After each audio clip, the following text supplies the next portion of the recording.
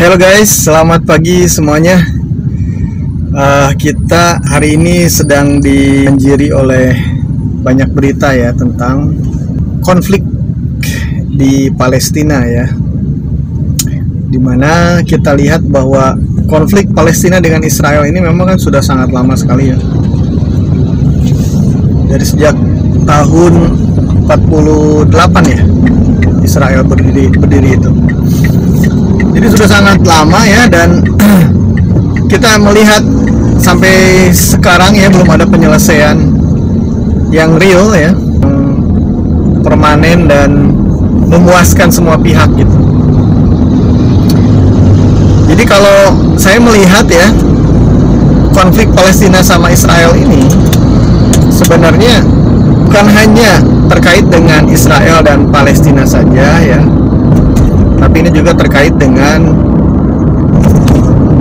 politik di Timur Tengah secara umum ya, terutama sekali kepentingan dari Amerika Serikat ya. Jadi kita tahu bahwa Israel ini ya, meskipun proses berdirinya sangat dipengaruhi oleh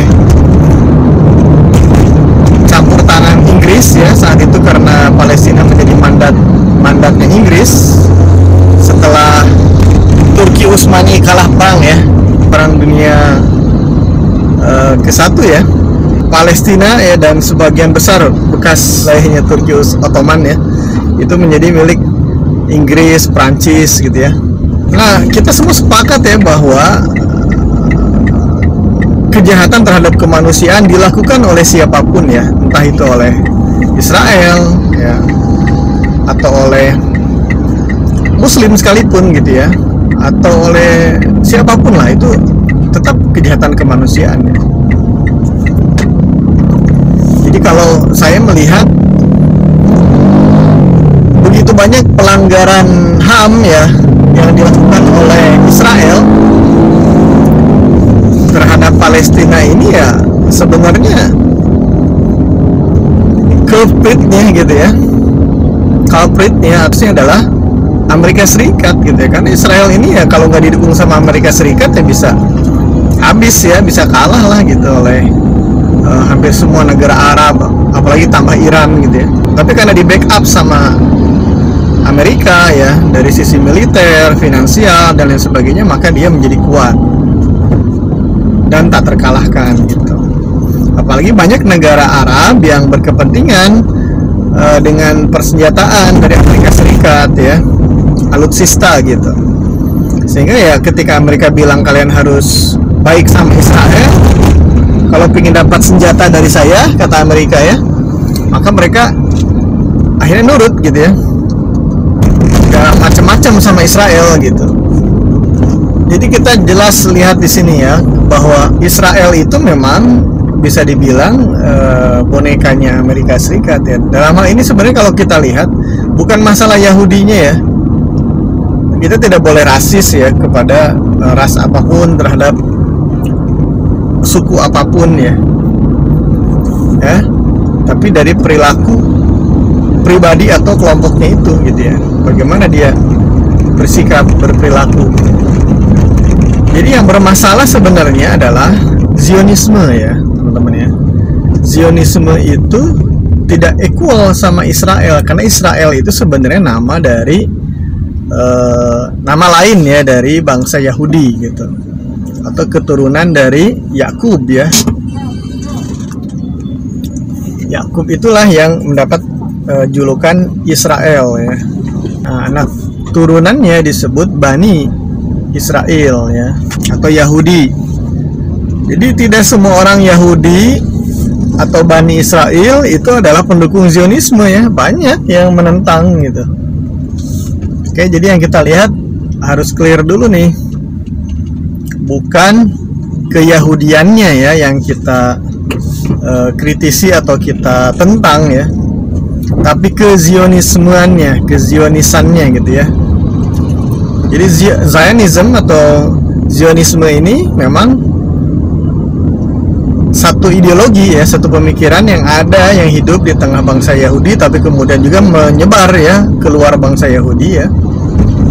yang sebenarnya ya boleh jadi terinspirasi juga oleh pemikiran-pemikiran di luar Yahudi gitu loh. Oke, ya misalnya fasisme gitu.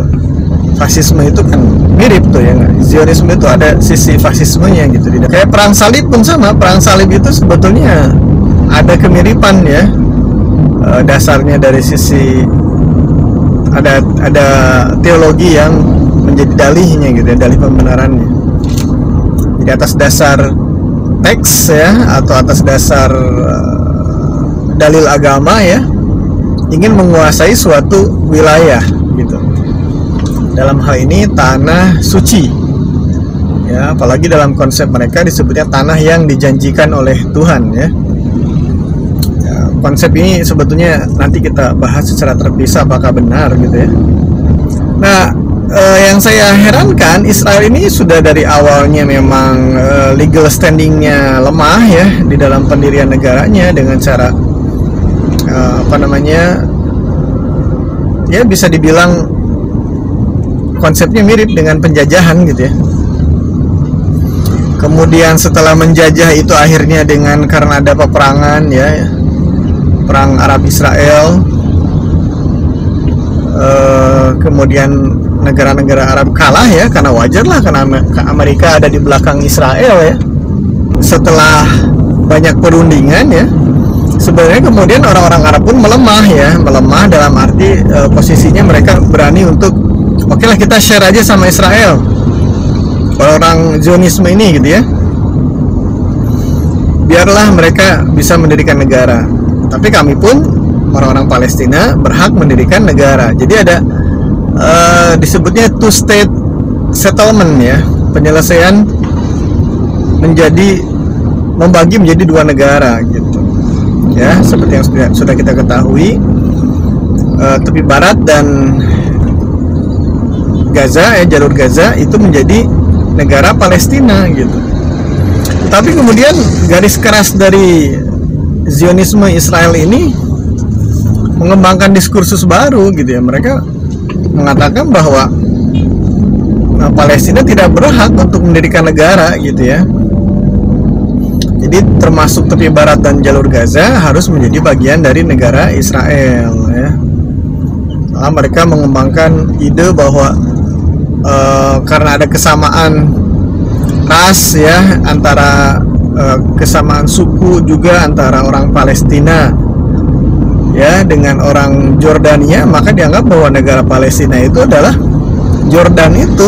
Jadi ya cukup sudah gitu, nggak perlu lagi membuat negara baru, negara tambahan. Nah, itu kan pemikirannya ekstrim dari kalangan Zionis ya, terutama Perdana Menterinya yang Israel yang sekarang ini ya, Benjamin Netanyahu. Dari sejak muda ya dia sudah punya pemikiran seperti itu tuh ya, kita sebut Zionis radikal gitu ya. Kalau saya pakai kata Yahudi sebenarnya belum tepat ya, lebih tepatnya Zionis radikal, Yahudi Zionis radikal gitu.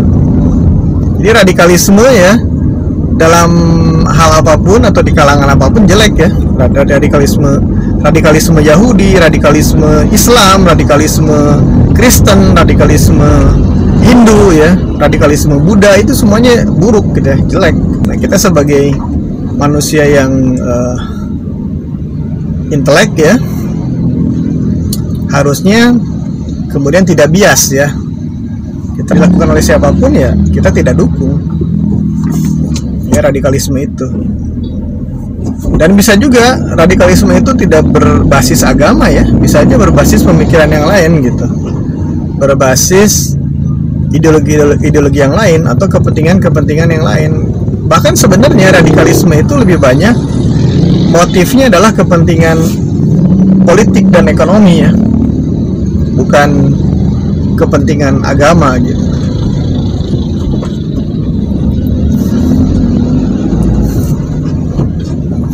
Oke, jadi saya bukannya pesimis dengan konflik Palestina dengan Israel ya. Saya hanya melihat bahwa tidak akan ada penyelesaian ya selama Amerika mendukung Israel mendukung pendirian dari para Zionis radikal yang ada di pemerintahan Israel ya, terutama yang sekarang ini yang menjadi rezim di Israel ya. Jadi kita akan menyaksikan terus pelanggaran HAM oleh Israel ya, pembunuhan atas warga Palestina, pemboman, serangan udara, penghancuran fasilitas umum ya, pembunuhan warga sipil dan sebagainya gitu ya. Jadi ya nggak akan ada selesai-selesainya gitu ya kalau Amerika masih seperti itu. Ya sama, kita pun melihat reaksi dari Palestina pun ya akan menjadi kontroversial juga gitu ya. Hamas menyerang, menembakkan roket-roketnya yang kemudian bisa jadi kemana aja gitu ya serangannya, sporadis gitu ya, bisa menghantam warga sipil juga ya. Nah ini sebagai reaksi ya, kita benar bahwa penyerangan atas warga sipil pun itu salah ya oleh Hamas gitu, tapi kan dia bereaksi gitu, merespon. Tapi sebenarnya itu pun adalah suatu yang sebaiknya dihindari, Pak. It should be avoided if possible gitu. Tapi ya gimana lagi ya, mereka mungkin sudah kehilangan cara ya dan lain sebagainya.